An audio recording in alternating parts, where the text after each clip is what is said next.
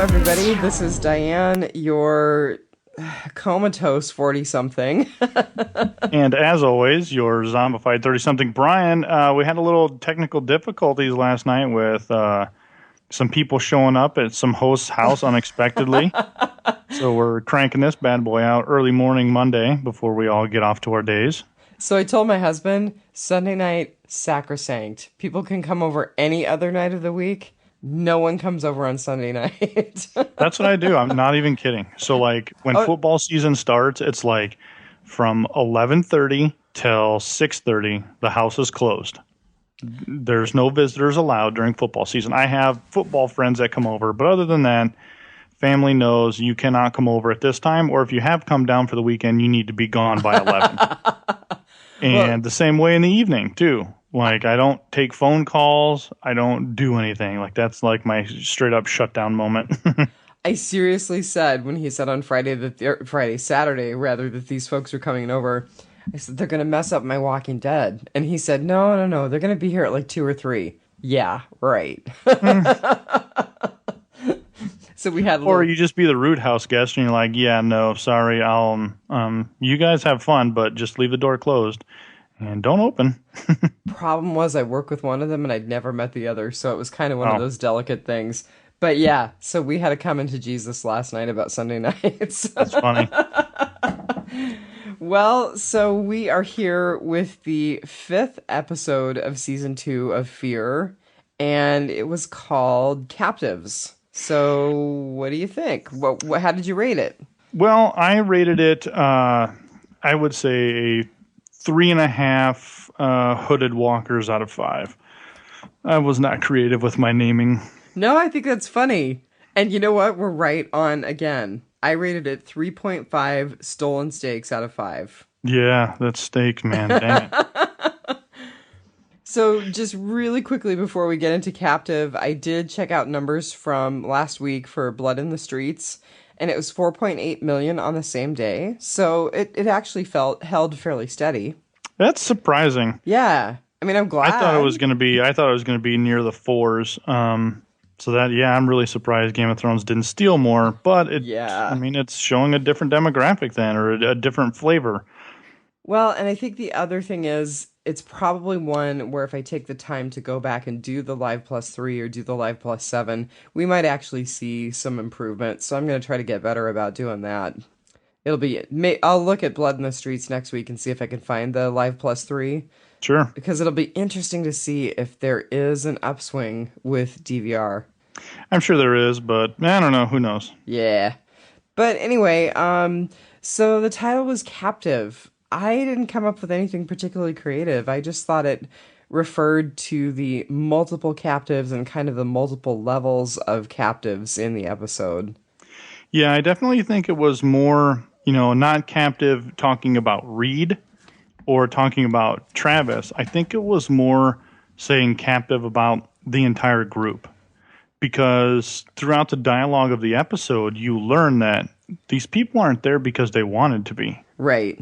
These people were there because they were plucked from a group or out of the ocean in some way, shape, or form to then serve or purposely serve. So I guess you could say. You did find a deeper meaning. I mean, I was just really looking literally at the captives in the situation. But you're right. In their own way, they're, to use Strand's words, obligated to Connor. Or to look at some of our bad guys in Walking Dead Prime, they're obligated to service somehow, to the governor, to Negan, to Gareth. So, yeah, I mean, absolutely, there's that element of it. So, good catch. So that was my outside-the-box thinking, and now I'm exhausted. You can't be exhausted. It's 5 o'clock here. What time is it there? 8. Well, you need another cup of coffee or two. So that was kind of my meaning. I don't think there was...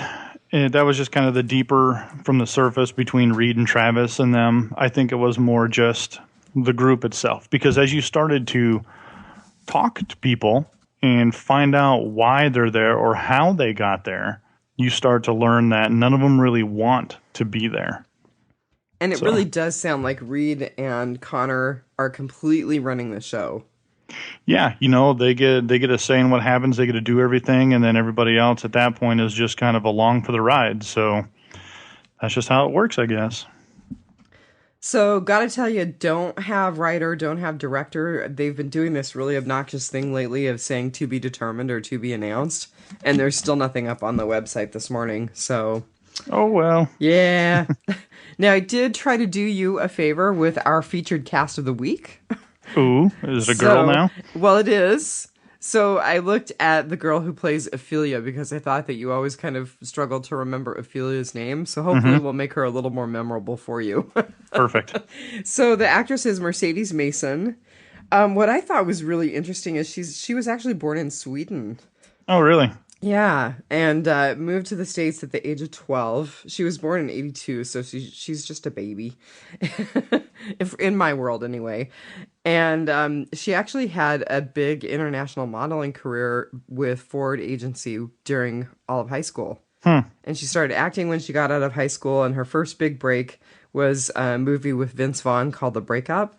I don't know if you remember that. I don't remember. A Yeah, I long don't time either. ago. There was a bunch of stuff that was listed that I have not seen. A movie called Red Sands, Quarantine 2, Three Veils, and then she actually has had some ongoing roles in Entourage, The Closer, Californication. So those are some things I'm more familiar with. Sure. But anyway, so that's Ophelia Salazar, aka Mercedes Mason, in real life. Hot ziggity. Yeah. And I was actually kind of interested. I will give you my little sidebar that she was only born in 82 because she seems older on the show. Yeah, she does. You know, they're playing her as really kind of dour and withdrawn, and I wonder if maybe we'll see some changes and some blossoming in Ophelia Well, as I things mean, there go was on. some minor dialogue between her and Nick because they were talking about, it's like, I gave up a lot. Where she was Right. talking to Nick, and I gave up a lot. And he's like, "What do you mean? They gave so much up for me. I just stayed behind to take care of the shop and my parents." Right. So, I mean, that would put her at 33 years. I mean, if she was born in 82 and they kept her on the same age, she would be in her early 30s. So, I guess, if she watched everybody kind of go on to school and got trapped in work in there, I guess. Yeah. I don't And know. I do think that we are going to see some changes in Ophelia if she continues to be with us. Yeah, she's starting to warm up to Nick a little bit. I don't know if you Yeah. caught that. Well, they said this whole thing on The Talking Dead. I don't want to belabor it too much because I didn't necessarily agree with her take, but they interviewed her and she said, well, it's the two pure souls, Ophelia and Nick, who always clean up everybody's mess. And I was like, well, I don't know that I agree with the definition of the two pure souls, but I can see that they always end up cleaning up the messes. That's true. All right, so tell me your epic, man.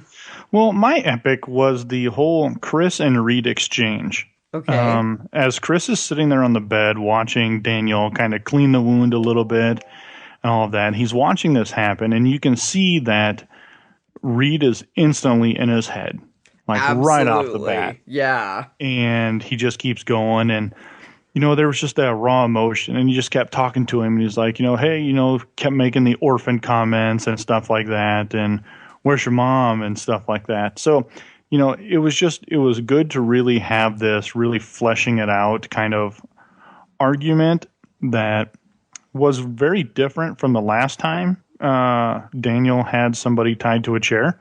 Right. Last time he was begging and pleading for his life. This guy was not pleading for his life at all in any way, shape, or form. Yeah, he was totally playing the game right back. Yeah, he was. He was just kind of going back. And then I love Daniel's comments is like, look, I've met a lot of frightening people in my time, and none of them had to tell me how scary they were. Right. And then, so, that was just there, and it was alive, and it was real, and I really enjoyed that kind of what's going to happen. And Chris is going to be like, oh, crap. What I didn't think was that Chris was going to outright kill him. I thought Chris was Right. going to torture him and do these things as he's looking up to Daniel Right. as kind of that person he can trust, best friend, father kind of a deal. And I thought he was going to start to learn. And I thought maybe he was going to say, teach me the ways of what you're doing, and then he would kind of experiment on Reed while everybody was gone. That's what I thought was going to happen. I think there's still some potential for that if they get into another situation where they have a captive, because I agree with you. Right now, Salazar is the only person that he really has any respect for. Yeah, absolutely. I also really liked, and I'm kind of pulling this in a little bit from my writing potpourri because you mentioned it. When he came out and said he was gonna turn, there was part of me that was like, yeah, is that really true? Yeah, Or was no, it it just wasn't. revenge? You That know? was just revenge. And I will admit that I was not entirely clear on that until they interviewed that actor on the Talking Dead, and then he said, no, no, no, it was all about revenge. Hmm. So that was pretty cool. So what's your epic? Well, mine is actually somewhat related. I actually really liked Daniel Salazar in this episode. I mean, once again, we're starting to really see that darker side flesh out. So it's not just that I'm a bad dude and I tortured that soldier and I'm so sorry, Ophelia. We're really starting to see his skill as someone who was an interrogator come forward in a sick but useful way. Hmm.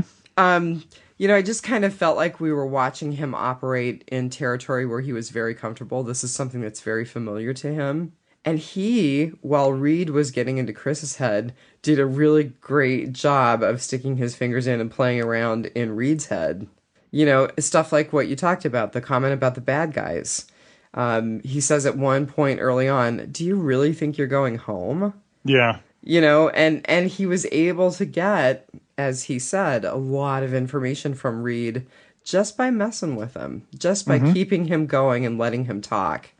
So I really enjoyed that character getting fleshed out a little bit more, and I just think that we're going to continue to see some useful darkness from Salazar.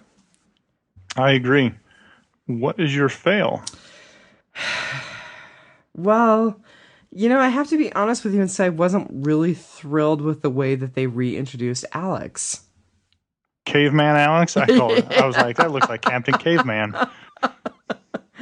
I don't know if it's just me craving some completion and some forward movement, or if it really is a flaw in her in her reintroduction, but I just didn't find it to be satisfying. And it didn't really seem like who she is.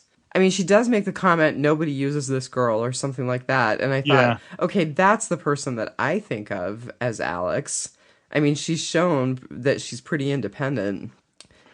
The thing that Oh, go ahead. No, I was going to say, I think it's all an act. I think she is playing this distraught captive because she has lost everything. Mm-hmm. But, she's also playing like, oh, I'm a helpless girl, help me, oh no, knowing that she was kicking some ass on the webisodes that were that 15-part miniseries in between The Walking Dead, Right. And she's got skill and knowledge. She's got a lot more to bring. So, obviously, I don't think we're done with her yet. I'd be really pissed if we were because it's a lot of buildup for, yeah, you made me really mad, and now I'm gonna go do something else on the captive boat, So I did think it was interesting to see Travis get bit in the butt by his decision, though. To have her really confront him about his decision, clearly knowing that he was wrong, seeing in his face that he knew he was wrong, he still cut the rope on the boat. Yeah, I think that was kind of cheesy, how that was kind of worked in there. That was just kind of like, she's like, you knew what the right and wrong decision was, but you still chose the wrong one. Right, but Strand calls the shots, it's his boat. He was able to get there through a halfway compromise. So, that was kind of my thing is, well, yes, you went in the thing, but he also got you food and water, and he was able to at least get you something in return, which ultimately wound up not making a difference. But, right. I mean, come on. Like, you clearly seen who was in charge there. You're mad because then he didn't kill Strand for someone he doesn't even know.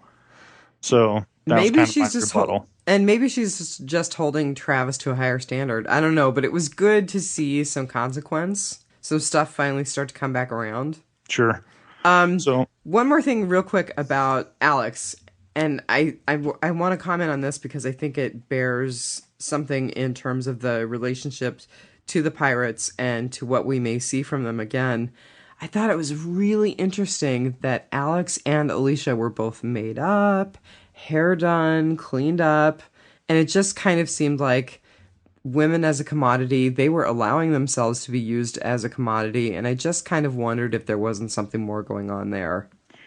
And that's kind of what I think it was she was really referring to, and I think that's why they wanted Alicia specifically, is that, you know, everybody needed to have their, quote, girlfriend there in the apocalypse. And I kind of seen that's what was happening, which also was kind of with the Reed's girlfriend, the pregnant one. Right. Where she was just always kind of reasserting herself as the alpha female of the group, taking a stake. Right. You know? I mean, if you look in the animal kingdom, the alpha female eats first. Yeah, or she'll just walk over and take it. And that's exactly what she did. And then at the end, when she went down to Alicia and said, "No, I think you're going to spend some time in a cage," and Alicia's like, "Don't think so," and threw her ass in the cage, you know. So I think that's really what this is about. It may not be a commodity sake, but everybody needs to have their own girlfriend in this area. And I think that's where Alex was saying, you know, nobody uses me. People don't use me. Right. So my fail is directly linked to this. Oh, good. In that Alicia was completely off the hook for them boarding the boat. Right. That's what kind of pissed me off, because Alicia now gets out of the guilt. Right. It wasn't my fault. It's Alex's. It was a move in revenge. So it's technically Strand's fault now. You know? No, it was that I needed Alicia to have that sort of consequence and that guilt for her actions. Mm-hmm. Because, dang it, I can't think of his name. Why am I blanking on the boy? Jack. Nope. Our Chris. boy. Chris, yeah. Chris, you know, he has that guilt of, you know, if I just would have shot them like I was supposed to, like Strand told me to, we would have never been here. We were supposed to shoot them. And, you know, the one thing that his dad said that was very telling, Travis said, was that it's not all your fault. Oh, I missed that subtlety. That's good. So, yeah, it's not all your fault. So, or no, it wasn't. It was Madison. Yeah, it was Madison. It wasn't Travis. It was Madison. She said, it's not all your fault. Now that sounds much more like something that Madison would say, because she's all about shades of gray. So she was saying that. So it's nice that they're actually assigning him blame, you know, where Nick was trying to take it away. He's like, dude, I wouldn't even have shot a pregnant woman. Right. You know, but if you would have shot the other guys, it would have been a different story. So they do kind of blame him, but not fully, but they partially do. So that was my fail. Well, and then, you know, just jumping on that, and you've said it, but I'm going to kind of say it more clearly. It's really unfair to have such one-sided blame. Yeah, I guess at the end of the day, everyone's going to want to go back and blame Strand, but I could say that Strand is completely innocent in all this, because if everybody would have done their job as they were supposed to, they never would have been boarded. I agree. I totally agree. Yeah, I actually feel like Alicia is at the biggest fault. Maybe Travis has some responsibility because of the decision that he made about Alex. And then Alex and Chris share fault as well. But I still feel like it's pretty much Alicia's reveal to Jack when she was talking to him on the portable radio. Mm-hmm. Yeah. Well, my epic fail was just basically that it didn't live up to the promise of last week. Last week was such a good episode, and I really thought they hit their groove, and it was kind of meh, you know? Meh. I think there was a lot more to this episode. I'm not ready to say that yet, but some people did. Some people didn't think it was. We talked before, and I said, you know, I thought they were going to get to the end of the episode without the exchange. Right.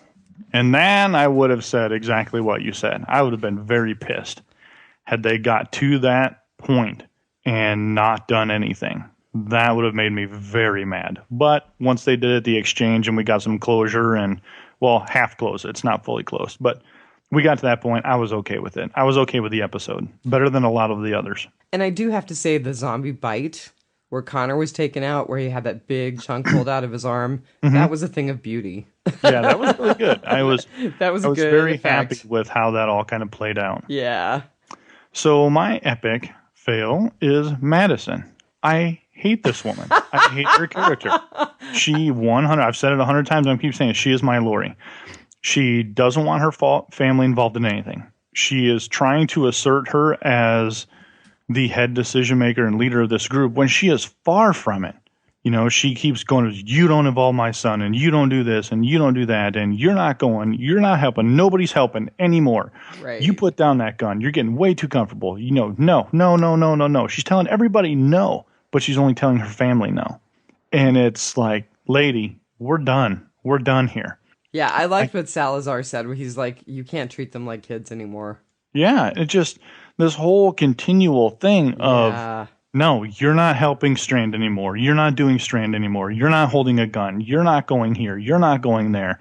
And she's in this giant fervor of trying to protect her kids, even though she admits that to Strand that Nick is fully qualified to live in this world. She goes, it doesn't mean he should. Right. And it's just like there is this clear cut fail to realize what people are capable of and are doing. So I don't like her. That's it.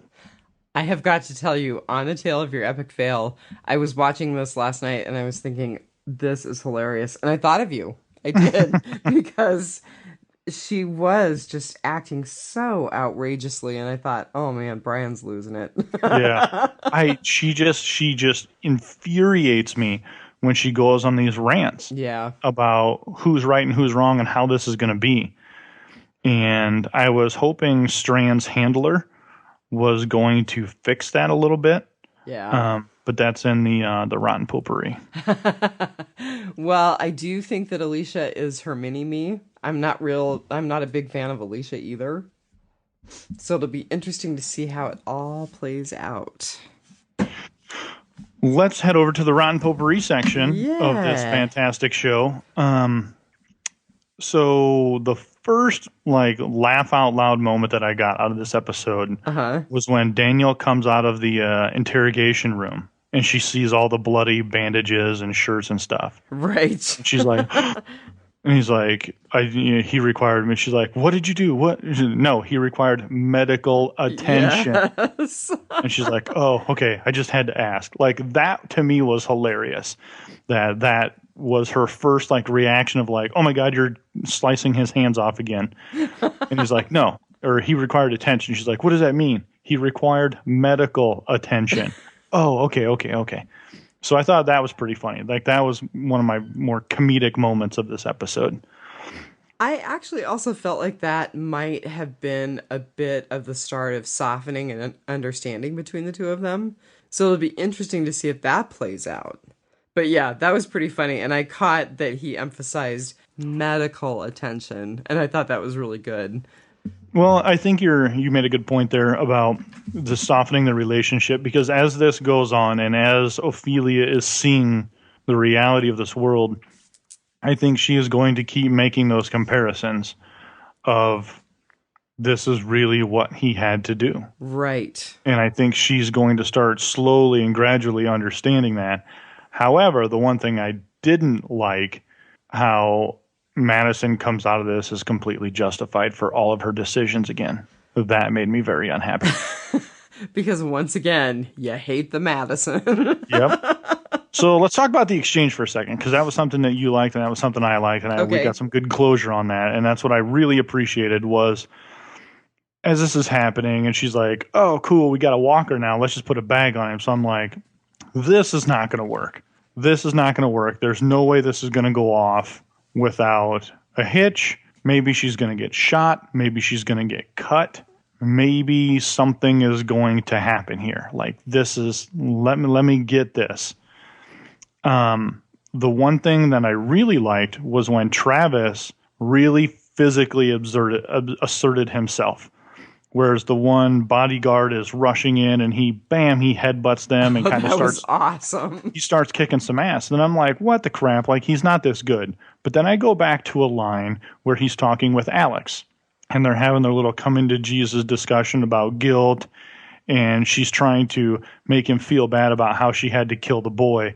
And then he says, I had to do the same thing for my son's mother. Mm-hmm. And, you can never forget it. The guilt never goes away. And then I see Alex kind of rescind and say, okay, she's okay with Travis again at that point, because she's realizing Travis's decision was based on a whole lot of other factors, not we don't want the boy on the boat. So it was much broader, and I think she gained respect for him. But he said, I'm always physically restraining myself because my son is always watching how I act. Mm-hmm. And if I act out in violence, he's going to think that's okay. So he keeps restraining himself until he absolutely needs to, and then he just kind of hulks out for a second and just starts cracking some skulls. I actually watched that part of the exchange, and Madison was right in there too, kicking that guy in the ribs, and I thought, wow, they are pretty badass when they put themselves to it. Yeah, I totally agree. I just wish they would do it more. Yeah. So then the other part of the exchange, where it went down the bite, everything kind of worked out. It was great. It was cool. I will say that Connor really was a man of his word. He was him and his goons were unarmed at that exchange. Oh, you're right. I didn't take in that detail, but you are right. They were completely unarmed, and that's why Connor got bit and the other guy got bit. And then the second bodyguard took off and tried to get Travis because they were legitimately unarmed. He showed up as a man of his word saying, unarmed, let's do the exchange, we're good to go. And it completely backfired on him. And obviously, it happened. So then you get to the end, my favorite, fingers crossed moment was when Alicia is sliding down the back of that dry docked mega yacht. I'm thinking oh God, I hope she misplayed it and slides and lands right on the dock. How awesome. Yay, she saved, and then she slides off the back and kind of splat right on the dock. I was thinking, yes, that's hilarious. Bang, it's done and over with. And then I thought, once they got on the boat and she was looking back at Jack, I thought she was going to wave him into the boat. So there are a lot of people who are saying that he's going to be the new captain of the pirates. Yeah, I definitely think there's going to be some leftovers there because Alex is still in there. The pregnant girl who she's obviously got some bad blood for these guys. Mm-hmm. And Jack are still alive. Yeah. And here's the thing. They kept talking about the 5 vessels that they have. They spent way too much time reminding the audience that there are 5 ships that they own. So I have a question for you. Mm-hmm. I've been thinking maybe they're involved with the flotilla that Luis was talking about that kind of sees their safe passage. Maybe, maybe not. I'm not sure how that's going to work out. I think we're going to see next week. It looks like they're going to address that next week. Yeah, I didn't watch the sneak preview from The Talking Dead last night, so I'm curious as to how much closure we're going to get.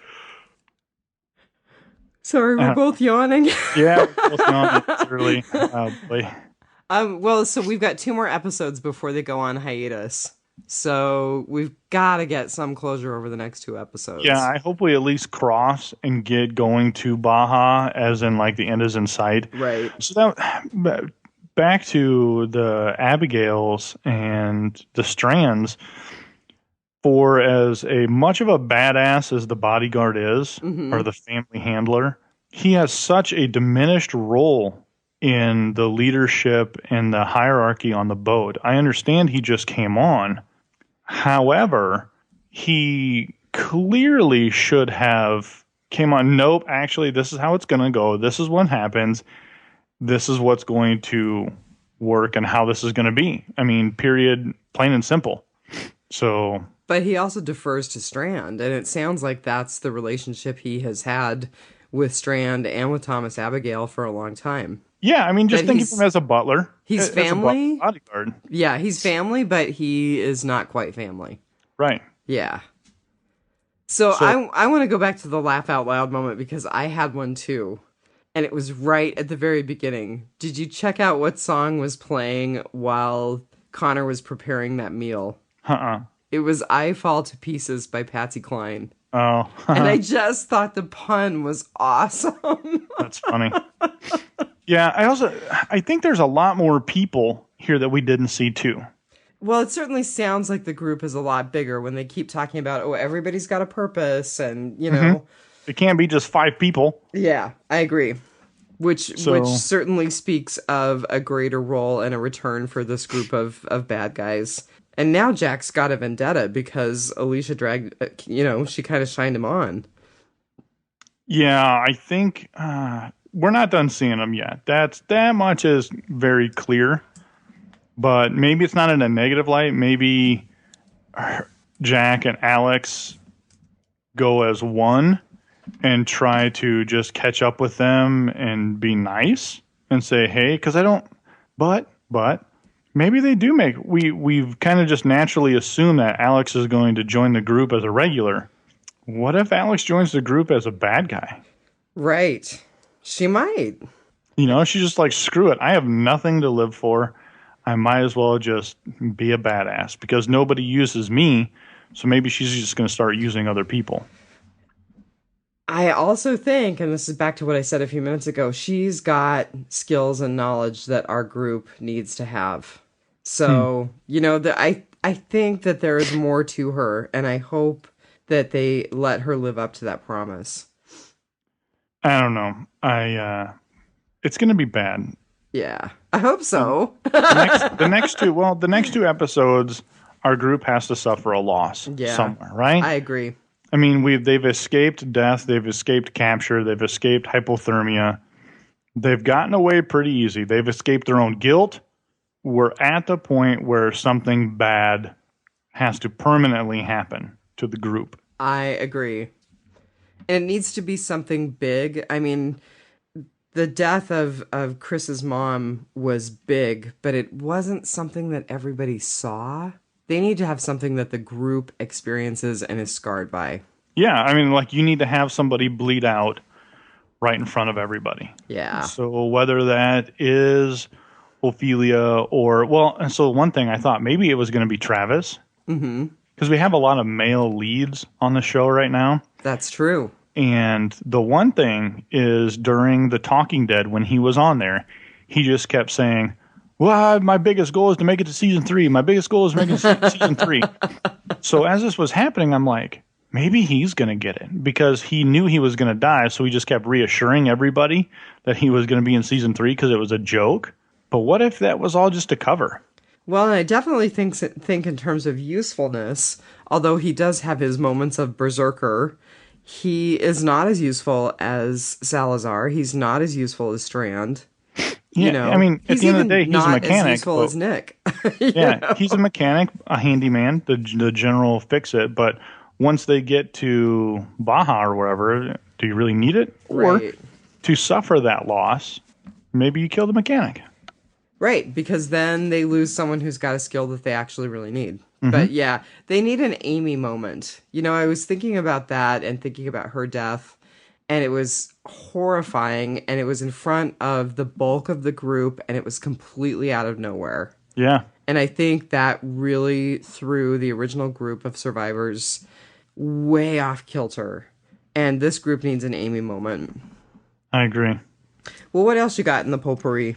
That's really it. There were just kind of those couple of points. They had some longer storylines to this, but it's really it for me. I'm going to just look through really quick and see if there... Oh, I did like, and this was just a little moment, but they caught it, and I think they're going to use that too. Luis, when he was speaking Spanish to Strand, thinks nobody else understands. Yeah. And Salazar caught it, and I think that is going to be something that becomes significant in the future. Well, I think Strand understands what's going on a little bit now that, oh crap, he's really trying to take us. He genuinely is trying to get us to Baja. There was no foul play. He was generally just bringing us there. Right. Because he's like, we only paid for 2 people. We can't bring 11. We paid for 2 people.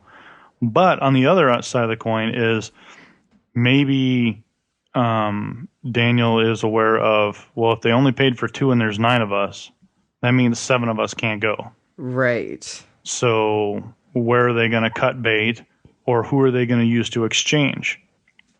Hey, I'll give you 3 people, and then you let 3 of mine go. And whoever this flotilla is, it sounds like they are really badasses. Mm-hmm. So that'll be an interesting confrontation. And maybe that's the setup for heading into the other half of the season. Maybe. And I I did read last night when I was kind of skulking around trying to find other stuff about this episode that it was originally planned that they would do the first 7 and then, quote, later in the year, they would go ahead and run the other 8.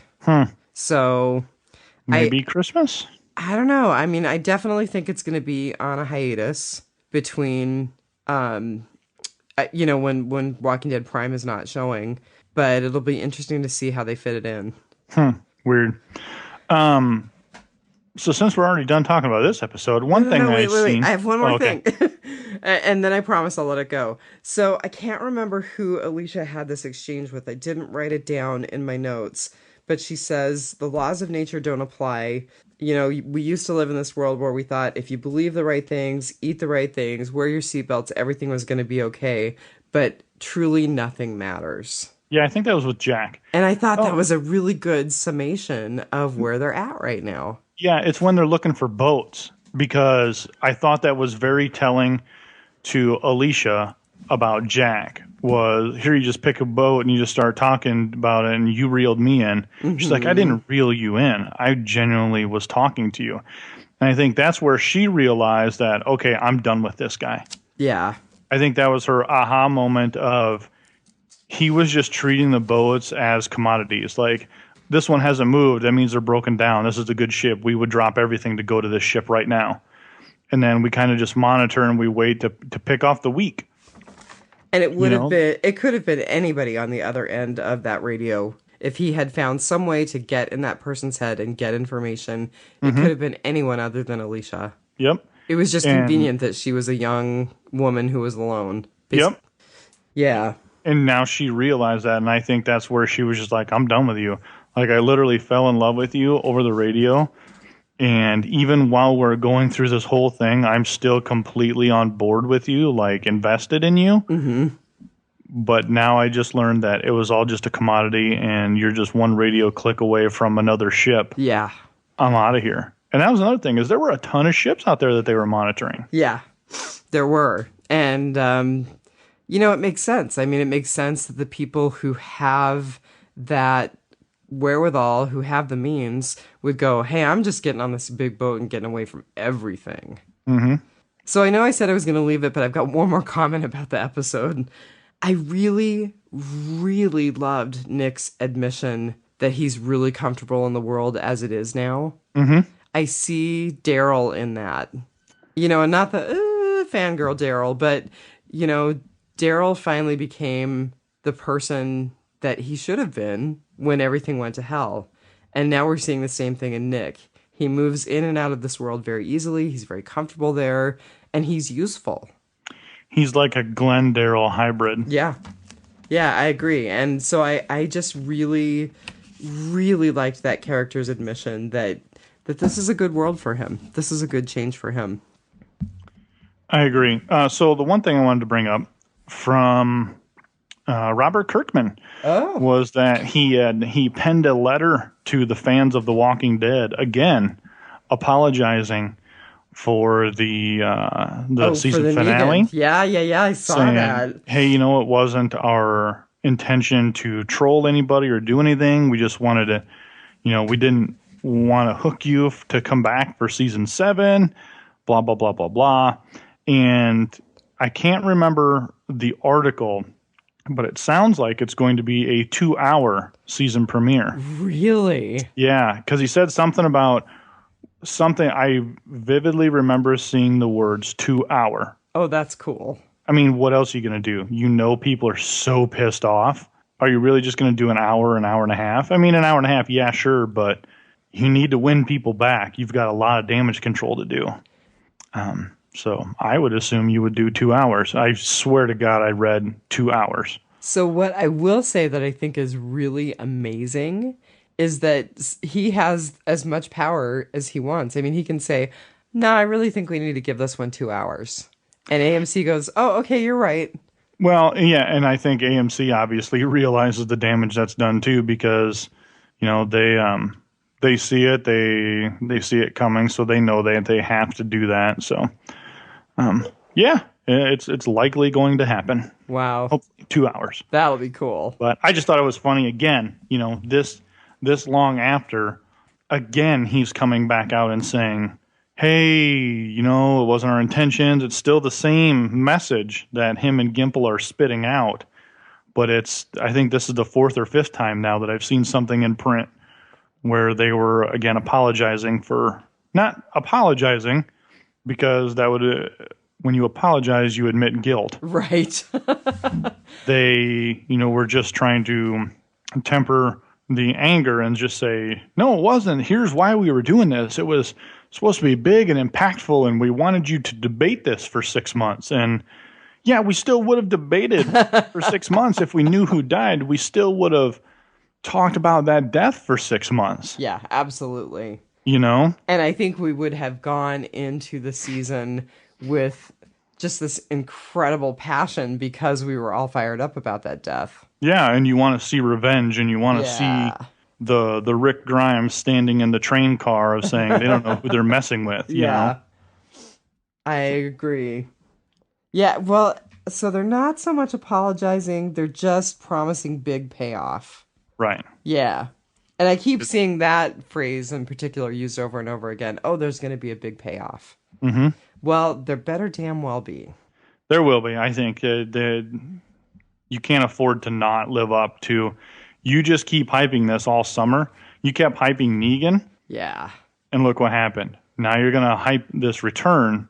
You better deliver. Hey, now on the positive side of having guests last night, I think we have a new listener.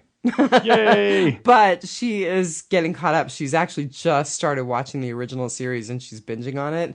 And I said, look, don't listen to Biters until you are caught up to the place where you can start listening with each episode. Otherwise, you're going to get massive spoilers. But come on down. We'd love to have you listen. That's right.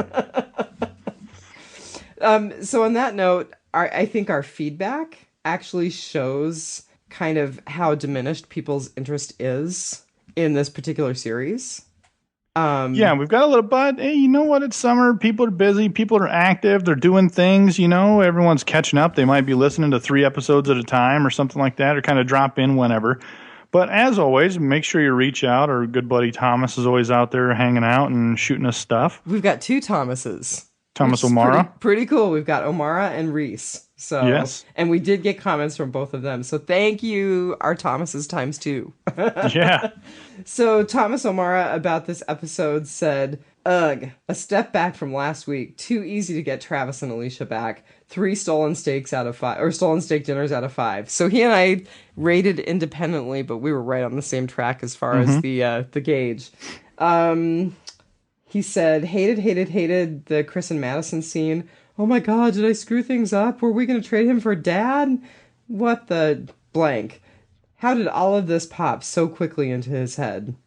And then Christina Hall, who I think this is the first comment we've seen from her, agrees. And your response was? Yeah, I think so. I kind of listened to it up a little bit, and he could hear people up above on the deck.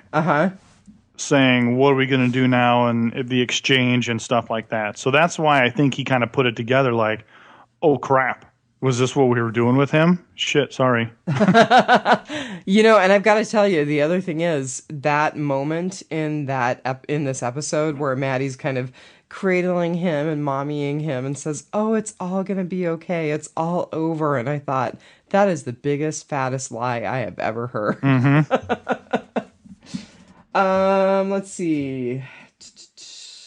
Thomas Reese did respond to our last show, and he said, what's up, guys? Great show, guys. As always, thank you, Thomas. It's really good to hear that. Haven't been writing in as much because I've been extremely busy, but I'm still here. He's got a new baby. That's why he's busy. Yeah.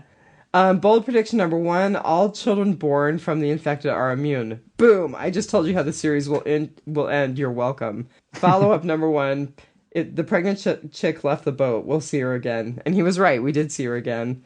So he and I had a back and forth, and I said, bigger ramifications. Does that mean Judith is immune? And he's like, yeah, I told you how the series was going to end. Well, the only way you're going to know if Judith is immune is if you kill her. Right. That's the only way you're going to know is if you kill one. That is grim. Or if she gets bitten but doesn't die. Well, you got to find out. Might as well learn the lesson quicker. Yeah, I don't know. It'll be interesting to see what happens with Judith. It's just all a journey, man. I mean, that's always my response is, it'll be interesting to see what happens if. And then I'm like, I'm just along for the ride. I am glad Judith is an afterthought. I think she's more of a burden to the writers than anything at this point. Mm-hmm. And I'm glad she is not like taking this giant focal point of where we have a giant episode of prepping to protect a Judith, where it's like, okay, we're going on this giant raid. Oh, you. Yeah. Hey, grab Judith. Make sure we don't leave without her. Okay, cool. Off we go. Writers, if you are listening, do not do that. Yeah. No, I agree. And it's not afterthought as in no one cares about Judith, but they don't make a big deal about having this baby. She's just another part of their reality, and they're doing the best they can to adapt to having a toddler in the zombie apocalypse. Mm-hmm. Yeah, I like that. Cool. Well, all right. So I just want to remind people that, we're kind of trying to figure out when the hiatus is and what exactly we're going to do. So if you want to weigh in on that, we would love to hear from you. And otherwise, take it one dead day at a time. Oh, terrible. No, that was better. I keep thinking it's better. All right. Have a good week. See ya. Bye. Bye.